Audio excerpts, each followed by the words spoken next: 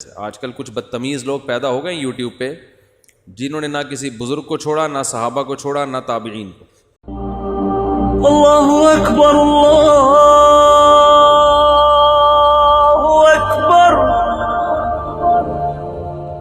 محمد الرسول اللہ والذین آمنوا والذین معہ اشداء علی الکفار رحماء بینہم، جو بھی محمد صلی اللہ علیہ وسلم کے ساتھی ہیں وہ اسلام دشمنوں پہ بہت سخت اور آپس میں بہت رحم دل ہیں۔ تراہم رکعا سجدا، جب بھی تم ان کو دیکھو گے رکوع اور سجدے میں، اور یبتغون فضلا من اللہ ورضوانا، ہر وقت اللہ کی رضا کی تلاش میں رہتے ہیں وہ۔ تو اس لیے صحابہ کو منافق کہنا یا صحابہ کے اعمال کے جو ہے نا وہ غلط لاجک بیان کر کر کے ان کو برا بھلا کہنا، یا ان کے آپس کے اختلافات میں کسی ایک جانب کو بھی برا بھلا کہنا، یہ سب اہل سنت والجماعت کے نزدیک حرام اور ناجائز ہے۔ آج کل کچھ بدتمیز لوگ پیدا ہو گئے یوٹیوب پہ جنہوں نے نہ کسی بزرگ کو چھوڑا، نہ صحابہ کو چھوڑا، نہ تابعین کو۔ بدتمیز جب بھی بولو تو ایک ہی طرف دماغ جاتا ہے سب کا، کبھی امام ابو یوسف کے خلاف، کبھی جو ہے وہ حضرت معاویہ کے خلاف۔ حضرت ابو سفیان کا نام بھی احترام سے نہیں لیا جاتا، ٹھیک ہے نا، کہ ان کی جو ہے نا وہ اتنی دیر سے اسلام لائے، انہوں نے یہ کیا، انہوں نے یہ کیا، انہوں نے یہ کیا، انہوں نے یہ کیا، ہاں آخر میں اسلام قبول کر لیا تھا ٹھیک ہے، تو جب کر لیا تھا اور اللہ نے اس اسلام کو مانا اور نبی نے اتنی عزت دی، ان کو اتنی عزت دی نبی صلی اللہ علیہ وسلم نے، اور سب سے بڑھ کر یہ کہ ان کی بیٹی سے نبی نے نکاح کیا۔ حضرت ابو سفیان کے نبی صلی اللہ علیہ وسلم سے کئی رشتے ہیں۔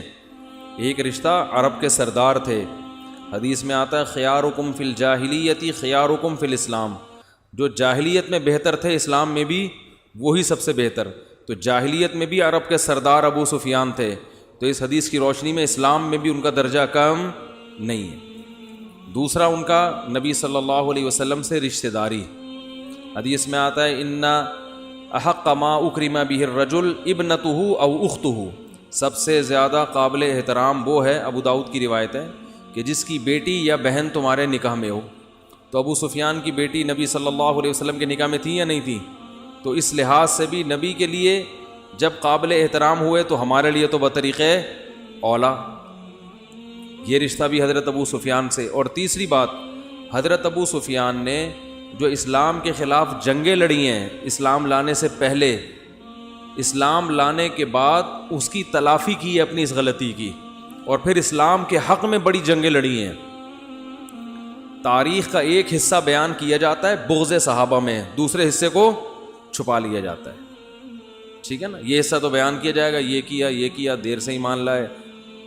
تو جن لوگوں کو حضرت معاویہ سے چڑ ہے تو ان کو حضرت معاویہ کے والد سے بھی چڑ ہوگی۔ تو یہ ان کا ذاتی بغض ہے، جو یہ حقائق کے نام کے عنوان سے نا، کہ ہم حقیقت بیان کرتے ہیں، اس عنوان سے یہ لوگوں کے سامنے بیان کرتے ہیں۔ لیبل اچھا ہے مگر نہ ان کے ارادے اچھے ہیں، نہ ان کی نیچر اچھی ہے۔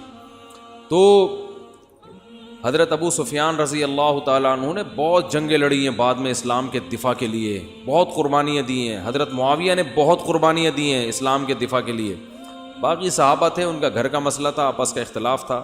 اور یہ صحابہ کا جو بغض ہے نا، ہم نے بڑے بڑے علماء سے سنا ہے، یہ ایسی سزا ہے کہ دنیا میں اللہ اس کی توبہ قبول نہیں کرتا، ایسا لگتا ہے۔ آخرت میں تو ہوگی ہر جرم کی، لیکن دنیا میں اللہ انہیں پنپنے نہیں دیتے۔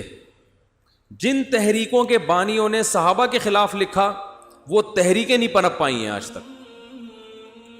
حالانکہ بعض تحریکیں ایسی ہیں جن کے بانیوں نے صحابہ کے خلاف لکھا، بعد والے لوگوں نے نہیں لکھا، مانا، لیکن اللہ ان کو چلنے نہیں دے رہا، ٹھیک ہے نا۔ اللہ کہہ رہے تم سے جرم اتنے بڑے ہو گئے کہ دنیا میں معافی نہیں، دنیا میں اس کی نحوست ہو کے رہتی ہے۔ تو جو بھی صحابہ کے خلاف بولتے ہیں نا، دنیا میں اللہ بہرحال ان کی زندگی سے برکت چھین لیتا ہے، ان سے روحانیت ختم ہو جاتی ہے، اصلاح امت کا کام ان سے اب نہیں ہوگا کبھی بھی۔ تو دنیا میں نہیں اللہ انہیں پنپنے دیتا، آخرت میں اللہ معاف کر دے گا۔ وہ تو ہر جرم کی معافی آخرت میں اللہ نے رکھی ہے، دنیا میں اگر توبہ کر لو آخرت میں، دنیا میں اس کی سزا ملتی ہے۔ تو جو بھی صحابہ کے خلاف بولتے ہیں، زبانیں دراز کرتے ہیں، تو ہم نے دیکھا ان کی زندگیوں سے نور اور روشنی اور رونق ختم. اب وہ ساری زندگی بس نفرتیں ہی بانٹتا رہے گا. وہ جس کی عادت پڑ جائے نا ایک دفعہ، بس ان کا کام اب خیر کا کام نہیں ہوگا ان سے. اللہ اکبر اللہ